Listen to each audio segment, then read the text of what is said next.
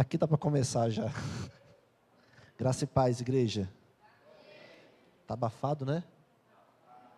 Cadê o pastor Vismar? Ajuda lá, ajeita para nós, pastor Vismar. Glória a Deus. Oi. Nada que aparece.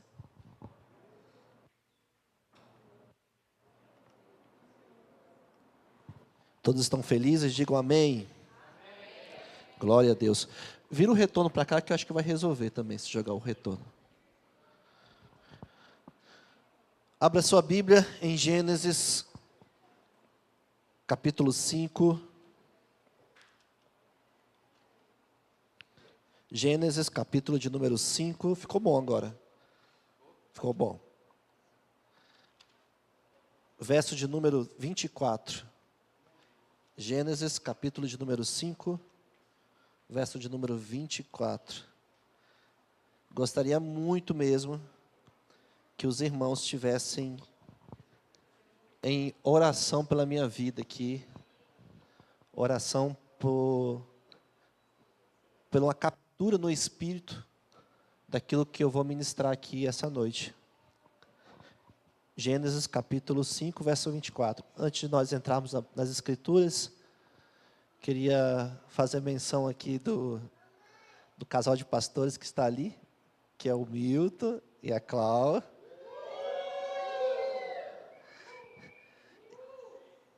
Com quem que ele parece, será, né? É a cara da Milcilene, não é a Milcilene, é a cara dele. Ele é o filho, são os filhinhos da irmã Áurea, né? Tanto esse casal ali, que a Áurea adotou aí a Cláudia como filha, né? Então eles vieram direto de Guarapari, né? Teve alguns lugares antes, mas eles chegaram aqui. E como eu estou feliz de ter você aqui, meu amigo. Eu não poderia deixar de citar você aqui para a nossa família, porque você faz parte dessa família também. Eu sinto isso no meu espírito, assim também como você, Cláudio.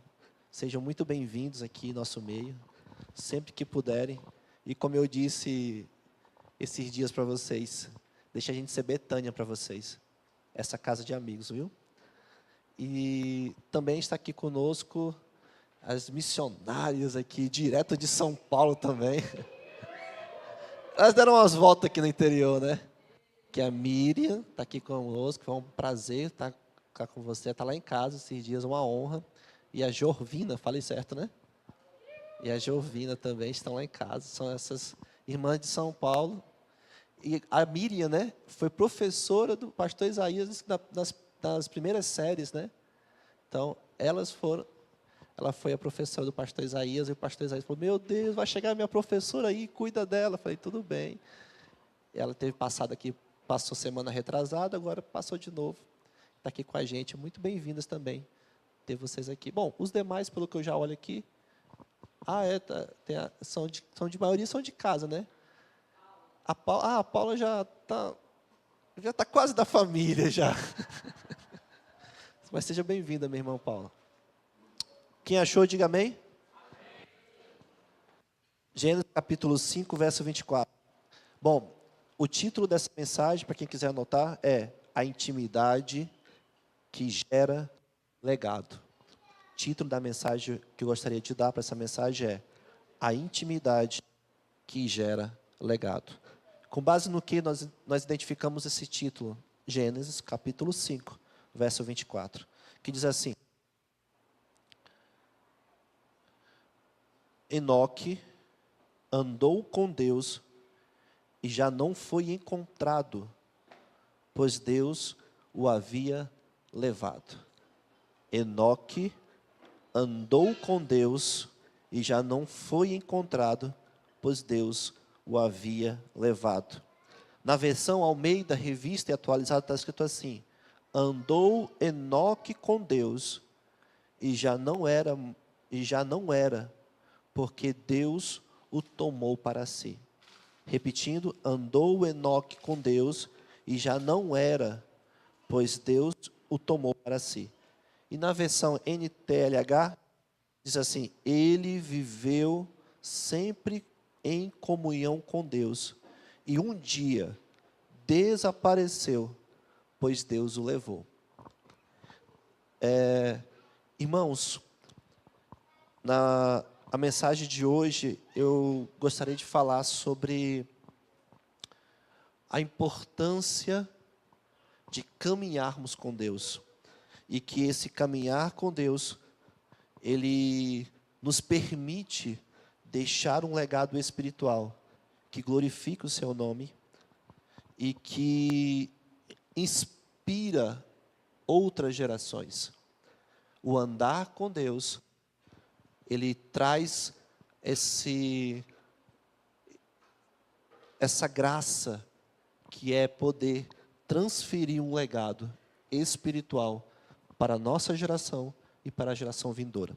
Pois bem, quando a gente vai pregar, quem é que é pregador, vez ou outra que ele é inspirado de alguma forma, seja por meio de uma canção.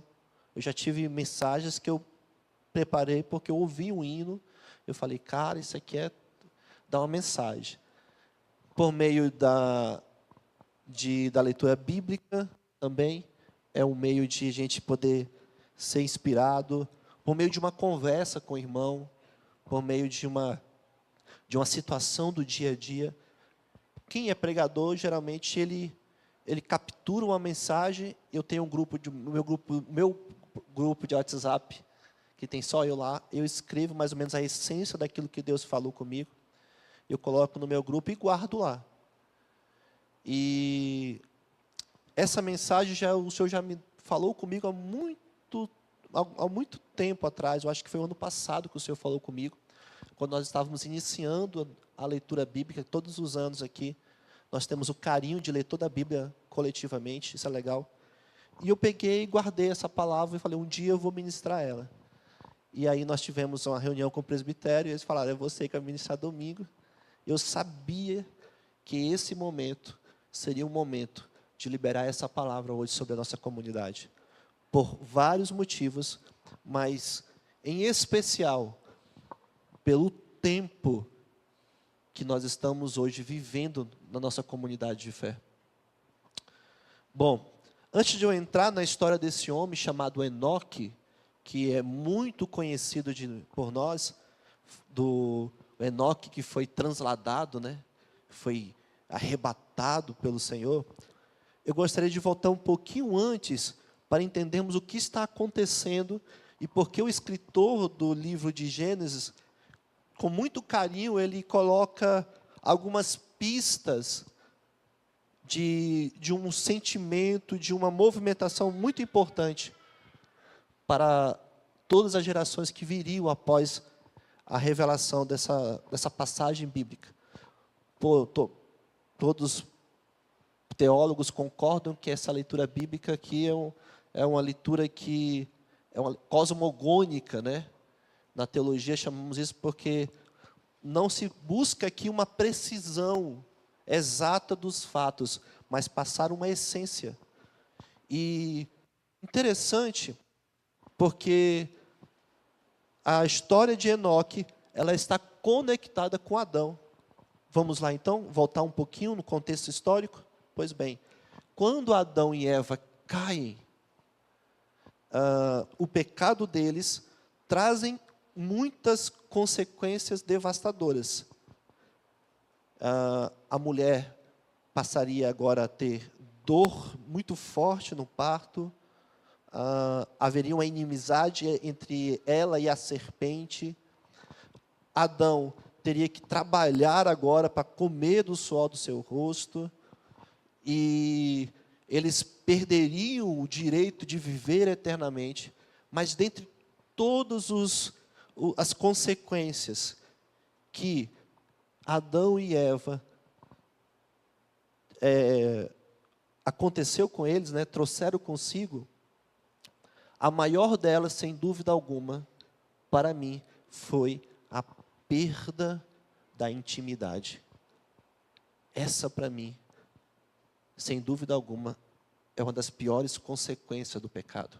A perda da intimidade. Porque quando Adão estava no jardim, a Bíblia relata que Deus ia visitá-lo no final das tardes, no pôr do sol. E aí eu acredito na minha imaginação que quando Deus ia para o jardim, lá estava Adão já esperando Deus. E aí eles iam caminhar, eu acredito, no jardim.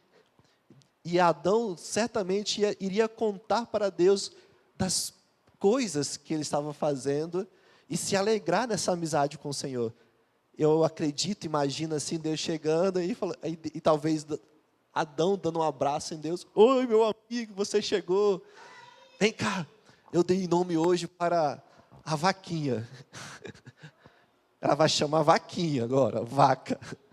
Esse aqui vai se chamar cavalo, esse aqui vai se chamar coelho, esse aqui vai se chamar camelo. Sabe aquele passarinho? Eu dou o nome para ele de Ben-TV. Gostei desse nome, dei para ele. Era a função de Adão guardar o jardim e nomear os animais. Então, certamente eles caminhavam pelo jardim. Mas aconteceu que a serpente, todos conhecem a história, enganou a Eva e Adão e eles comeram do fruto proibido. E o que aconteceu com eles? Eles saíram, foram expulsos do jardim das delícias. E eles foram expulsos dessa relação íntima com Deus. Passa-se um tempo, Adão e Eva, eles têm 2 filhos, né? Um chamado Caim e o outro chamado Abel. Interessante que quando eles estão lá trabalhando, interessante que eu falo ruim, né? Eles estavam trabalhando, um era do agro e o outro era da pecuária, né? Um cuidava das colheitas, do trabalho da terra, e o outro cuidava das ovelhas. Ali havia uma agropecuária, né, entre eles. Só que aconteceu que Caim matou Abel. Porque quando Deus ainda visitava eles, e ali se oferecia louvores, sacrifício, altares ao Senhor, e Caim ficou chateado porque Deus estava recebendo as ofertas de Abel e dele não. Olhem que havia intimidade, né? E Deus falou para Caim: Caim, meu filho, cabe a ti dominar sobre esse pecado do teu coração. Se você não proceder bem, eu não te aceitarei? Opa, parece que ali tem uma chave também, onde Deus falando para Caim, que ele não estava preocupado com o holocausto que eles ofereciam, mas com o coração. Eu não te receberei, era não sobre aquilo que eles faziam, mas aquilo que eles eram. Mas aconteceu que mesmo assim, Caim matou Abel. E o que acontece com Caim, então? Depois que Caim mata Abel, ele é mais uma vez expulso também. Olha que interessante. Eu falo negativamente, né? Que triste, na verdade. Quando Deus expulsa Adão e Eva, eles se afastam do jardim. São expulsos do jardim. Mas quando Caim peca, matando seu irmão, ele também se afasta um pouco mais. E olha o que acontece. Quando Caim mata Abel, o pecado de Caim não apenas o afastou de Deus, mas ele se afastou de quem? Da sua família. Enquanto que ele estava com Deus e com sua família, depois daquele ato, ele foi afastado de Deus e também foi destruída a sua conexão familiar. E depois que ele se afasta de Deus, e Caim, ele começa então a viver uma sua vida afastado de Deus e dos seus familiares. Pouco tempo depois, o filho perdido, aquele buraco que havia no coração de Adão e Eva, é preenchido pelo novo filho, chamado Sete. Ponto. Agora eu queria dar ênfase aqui, tentar desenvolver um pouco a mensagem a partir do conto dessa história. Voltando um pouquinho ainda para a história de Caim, a descendência direta de Adão, Caim, nós vemos que nós temos dois lados da descendência de Adão. Nós temos aqui o lado de Caim, que começa a ter filhos e filhas, e gerar uma família, e temos o outro lado que é de Sete. E então nós temos aqui duas gerações, a geração descendente de Caim e a geração descendente de Sete. Agora vamos abrir nossas Bíblias, por favor, em Gênesis capítulo 4, verso 17. Por favor, abra sua Bíblia em Gênesis capítulo 4, 17.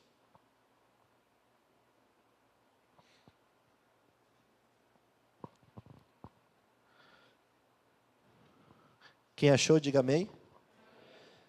Quem poderia ler para mim, por favor, Gênesis capítulo 5, verso 17. Perdão, 4, 17.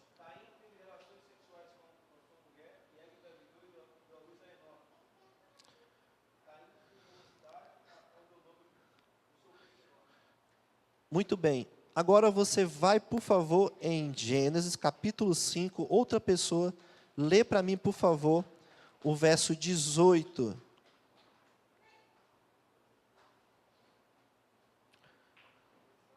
Isso.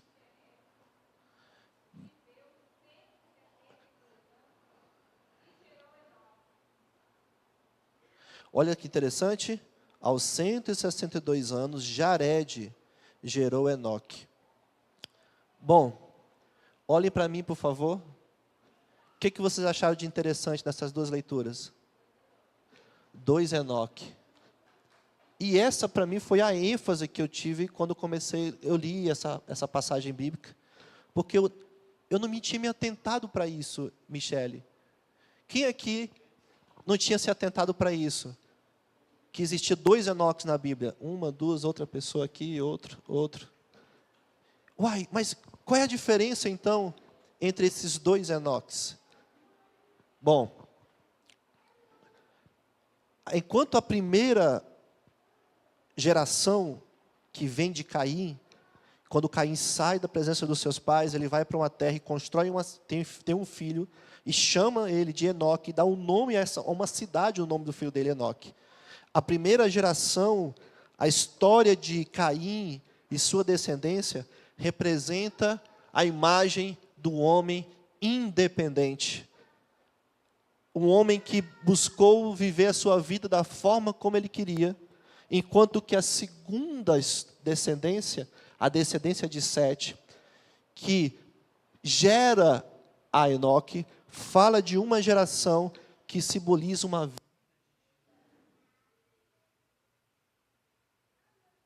uma vida de intimidade com o Senhor. Irmãos, eu sei que está parecendo um pouco estudo, mas vamos chegar lá já no momento onde eu quero dar ênfase.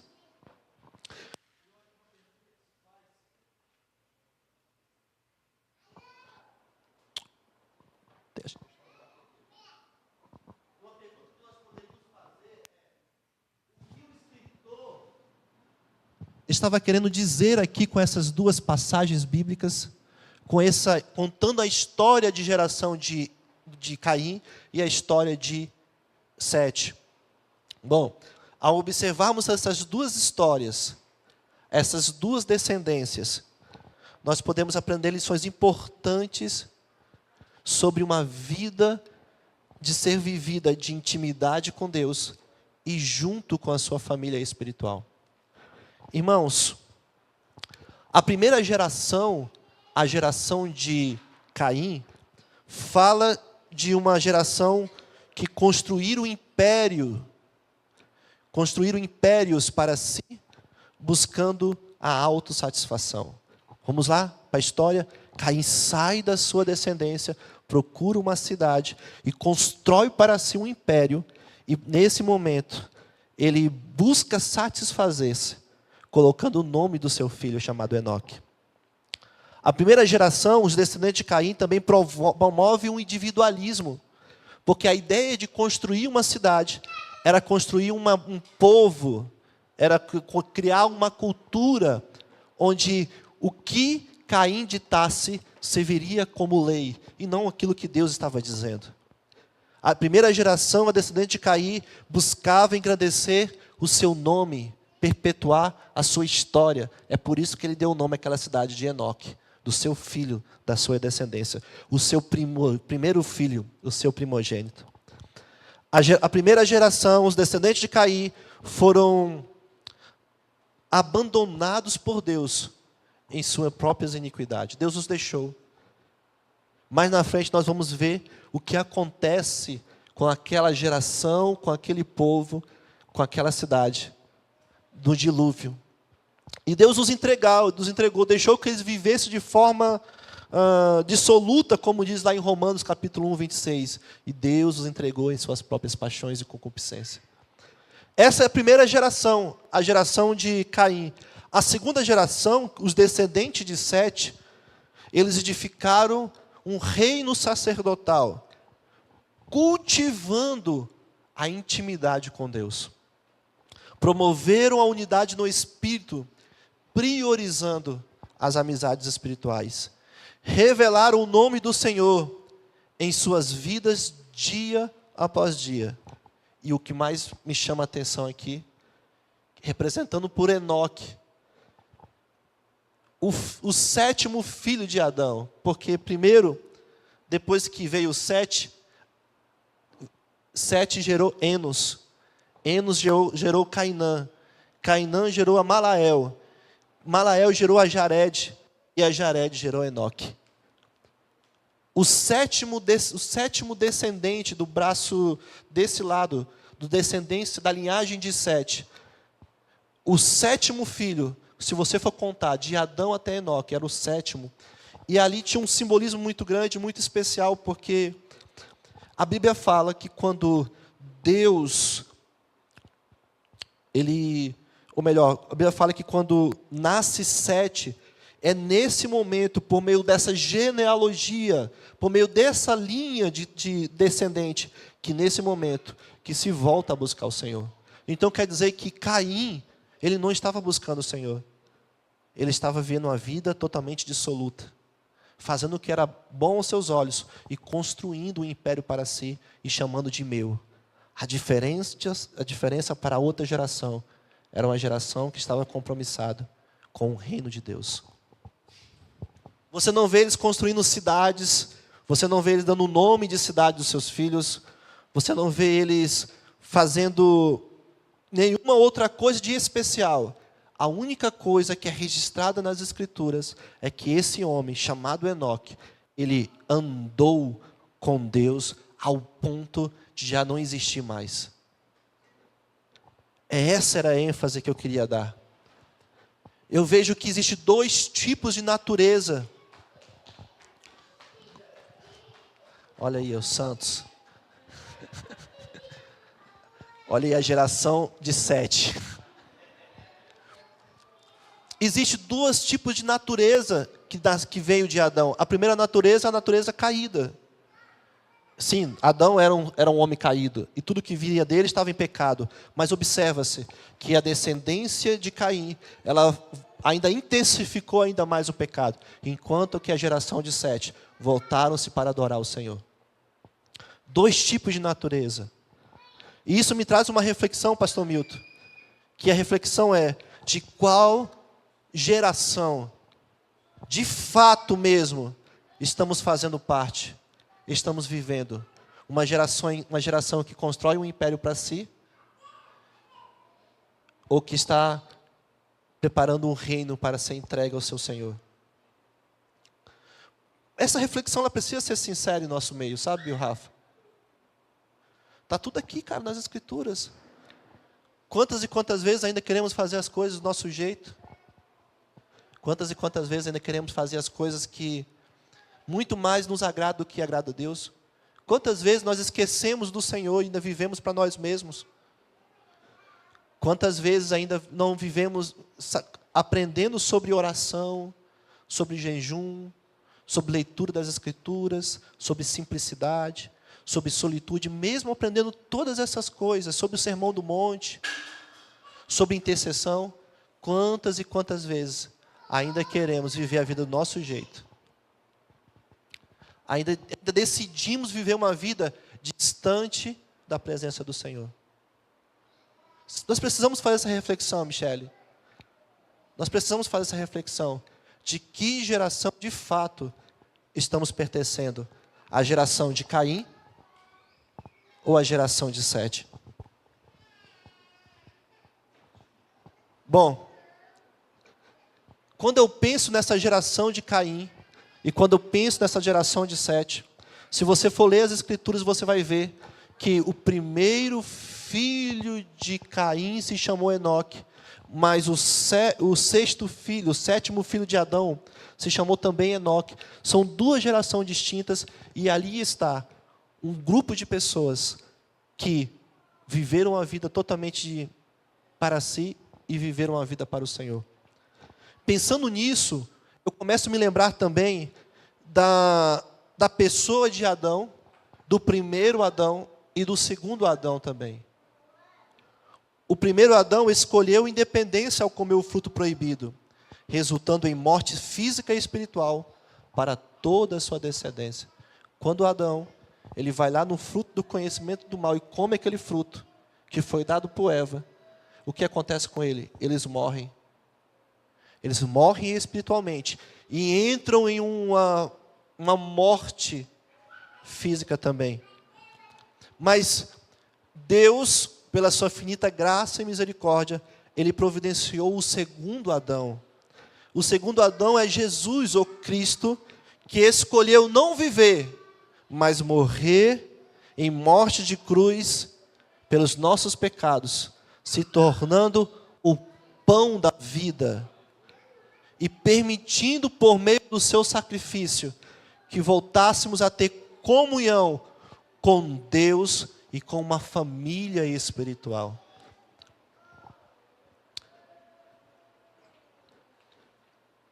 O primeiro Enoque, filho direto de Caim, e toda a sua descendência, revelam um lado da humanidade, onde buscamos viver da nossa forma, do nosso jeito, e que se exploda o resto. A diferença do outro Enoque, que é o sétimo descendente de Adão, é que aquele homem, ele tinha prazer de andar com Deus, ao ponto que não interessava mais qual era o seu nome, ou se ele fosse encontrado. A Bíblia fala que Deus o arrebatou para si. Enoque andou tanto com o Senhor, que já tinha deixado de existir, já não era mais. Já não importava se o seu nome era conhecido por cidadelas, não importava mais se o seu nome teria preeminência. E o que me chama a atenção é que Enoque, se você for ler o texto bíblico, ele continuou tendo filhos e filhas.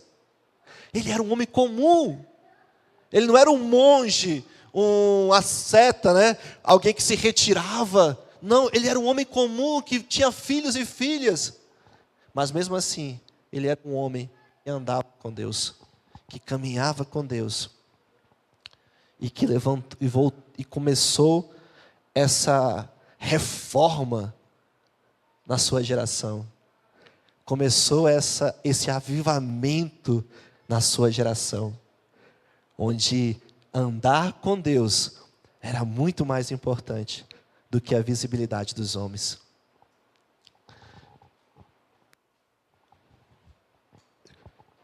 E aí a gente começa a pensar, eu assim nos meus parafusos soltos, comecei a pensar pensar um pouco sobre isso. E eu pensei, como temos conduzido as nossas vidas no nosso dia a dia?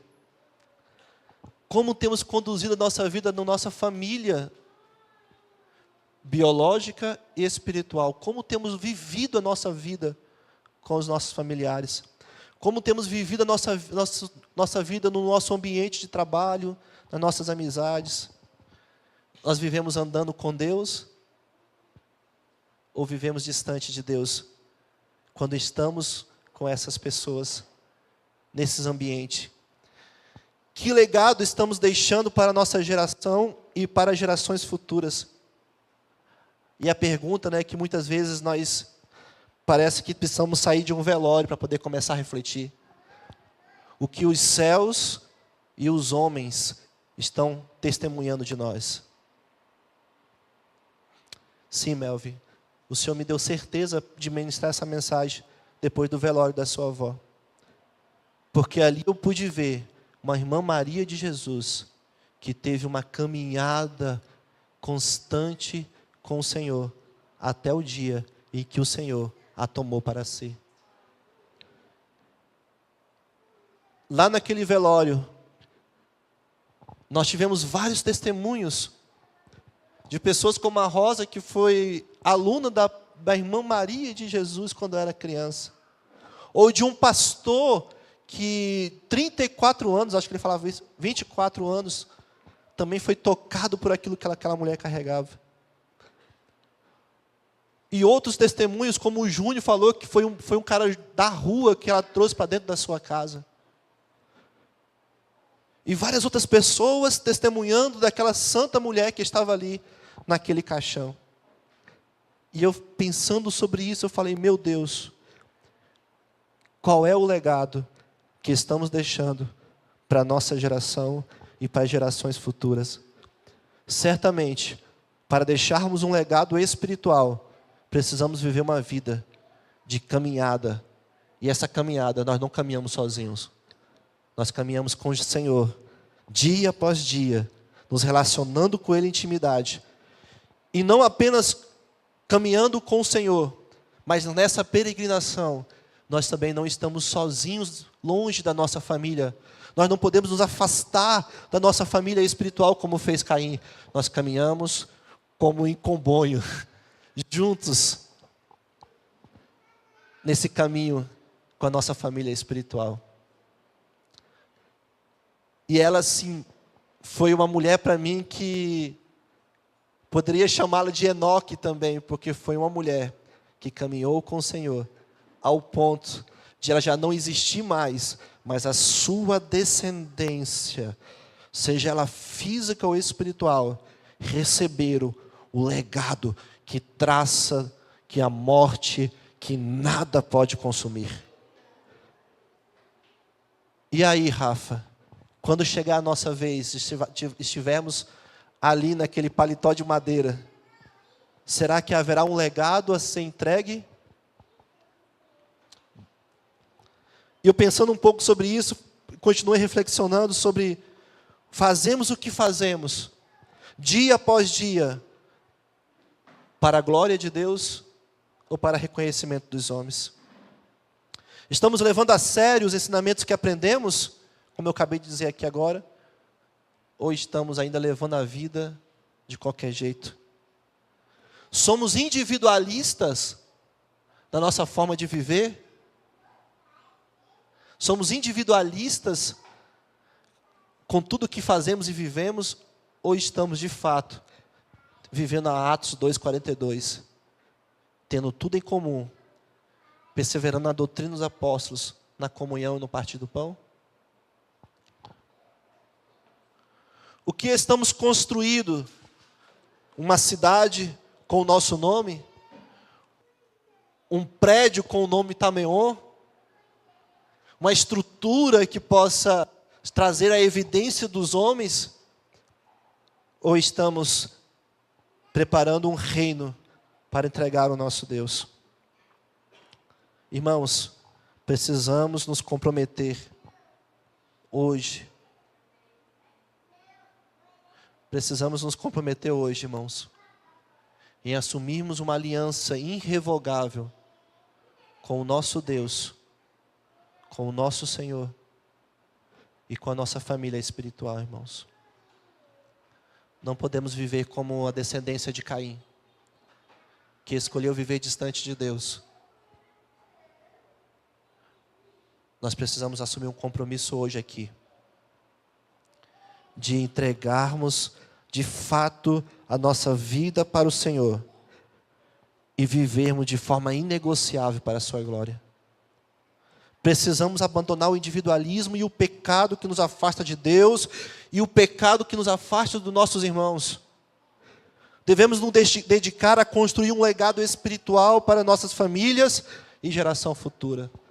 Irmã Simone, na oração passada, tomada pelo Espírito Santo, ela disse assim: irmãos, as nossas anotações, elas serão passadas para gerações futuras. Então guarde os seus caderninhos, guarde as suas anotações que vocês fazem na Bíblia de vocês. Uma geração futura irá ver, ouvir e ler aquilo que nós escrevemos durante esses dias. Que as nossas vidas possam testemunhar a intimidade com Deus, assim como o segundo Enoque, o descendente de Sete, e que isso seja tão real em nossas vidas, que essa entrega seja tão verdadeira e genuína, que o importante não é que nós aparecemos, mas é que o nome do Senhor Jesus seja glorificado. Por que eu pensei em tudo isso? Por causa do velório, sim, sobre essa perpetuação de uma identidade, de uma DNA espiritual, de uma genética espiritual.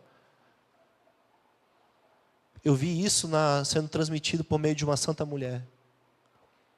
E quando eu entro aqui hoje, Swami, eu senti um peso de temor e responsabilidade. E várias vezes acho que eu procurei a Mil ora por mim, porque eu estou sentindo algo diferente aqui hoje. Eu sinto que o Senhor está nos chamando hoje, de fato, a assumirmos um compromisso com Ele e com a sua família espiritual. Quando eu digo família espiritual, eu não estou dizendo apenas essas pessoas que estão aqui, ou que fazem parte do nosso grupo de WhatsApp. Eu estou falando da família de Cristo, espalhado em 4 cantos desse mundo.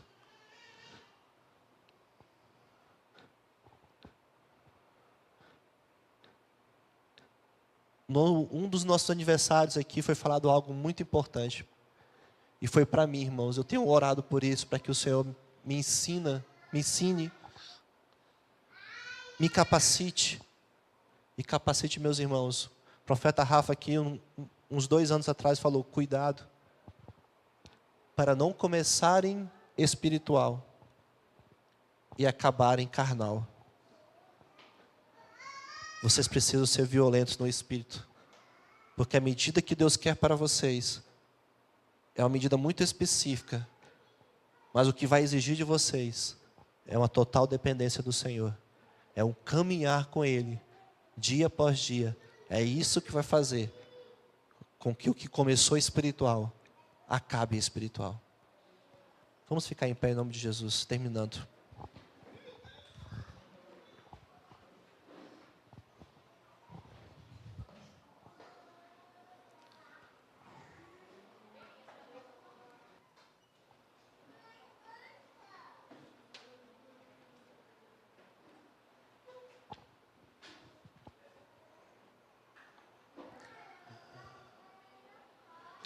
Bom, quando o Luiz veio aqui na semana passada, ele falou algumas coisas muito pontuais sobre a nossa comunidade.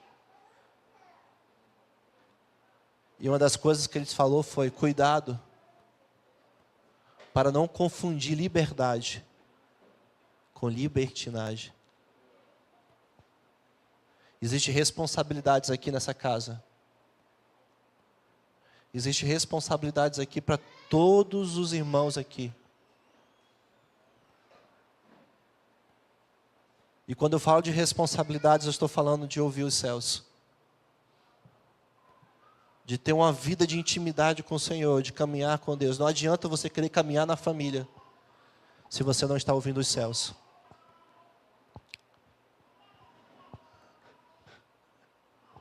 Perdoe, minha palavra está sendo um pouco dura hoje, não é muito meu costume pregar assim, né, Fagner? Eu sou mais animado, mais elétrico. Mas eu sinto um peso de responsabilidade aqui hoje, Fagner. De compartilhar com a igreja do Senhor. De trazermos uma reflexão de que os nomes são iguais. Até são da mesma linhagem. inicial. Até parece, uai, não é o mesmo? Não, irmãos. O que Deus está fazendo no nosso meio não é o mesmo. Existe uma medida específica. Há uma graça sobre nós.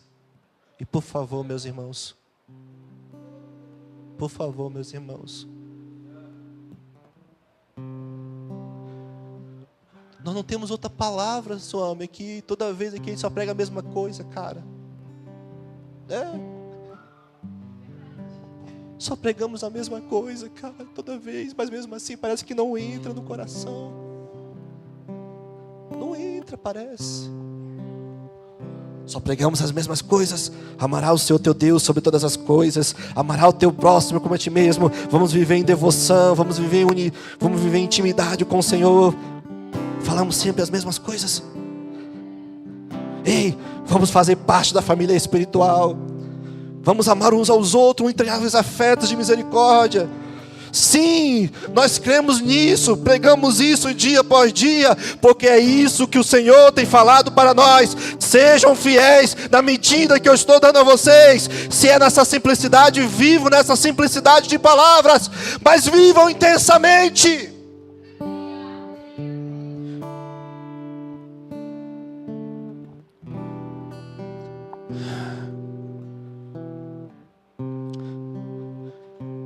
E o mais louco ainda é que a gente vai repetindo as mesmas coisas. E Deus vai falando com a gente as mesmas coisas. Quando eu chego aqui hoje, a minha vontade era já fazer o seguinte. Quando as meninas dançavam aqui, vocês estavam dançando, eu não fiz isso porque eu entendi que do Senhor que era um coração que Ele estava querendo me dar, um sentimento que Ele estava querendo me dar enquanto as minhas dançavam. A minha vontade era de chamar todas as irmãs que já dançaram um dia, inclusive as crianças também, vir aqui à frente, colocar as mãos sobre elas e abençoarmos elas, para que elas pudessem fluir na igreja. Será que precisa estar aqui na frente para dançar, irmãos? Será que precisamos parar o culto, chamar a atenção para ser ativado algo que o Senhor já deu para nós? Muitos irmãos que são ministros de louvor, que você for lá na casa dele agora, você vai ver que está cheio de teia de aranha lá, o violão dele, porque ele não está sendo mais convidado a participar das reuniões aqui como na frente. Não, irmãos. Não é sobre aparecermos, não é sobre darmos evidência aos nossos nomes, não é sobre uma construção que tem rostos, mas é uma construção sem rostos. É um lugar onde construímos, onde não dividimos a glória com ninguém, onde nós nos prostramos diante do Senhor e somente a Ele tributamos louvor e honra. Ou pregadores que um dia já pregaram. Para quem tu tem pregado no teu trabalho? Pararam de ler a Bíblia, pararam de ler as Escrituras. Cuidado para não entrarmos em uma geração caída, onde buscam o reconhecimento dos homens e não de Deus. Eu não quero andar com pessoas que não amem o Senhor mais do que tudo nesse mundo. Eu quero caminhar com pessoas onde estão olhando, estão vendo a mesma pessoa. Todos os dias eu quero conversar com homens e mulheres que caminham com o Senhor dia após dia e está ouvindo aquilo que Ele está falando.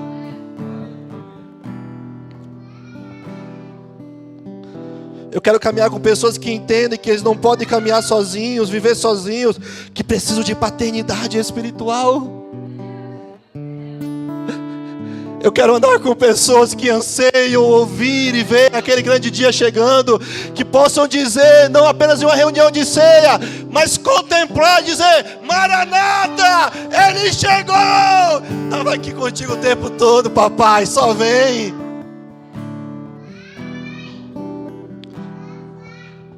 Eu quero caminhar com homens que não vão ser pegos de surpresa. Que quando vier a dificuldade, a luta, eles vão estar assim, ó. Fica tranquilo, estou conversando com o Pai dia após dia.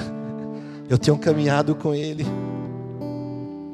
Essa mensagem para mim fala desse lugar onde de secreto, de intimidade, de pouca evidência de homens ou quase nenhuma evidência dos feitos dos homens, mas homens e mulheres que são citados não pelas cidades que eles construíram, não pelos templos que eles construíram, mas pela intimidade de caminhar com Deus, ao ponto já de não existirem mais, mas que o nome dele seja perpetuado, que é o nome do Senhor, Yahweh, Yahweh, Yahweh, Yahweh. Quem é você? Eu não sei, eu só sei que eu estou caminhando com Yahweh. Quem é você? Eu não sei, mas quem eu sou, porque aquele que habita em mim já é muito maior do que eu. É Yahweh, Cristo vive em mim. É Cristo, é Cristo, é Cristo que vive em mim.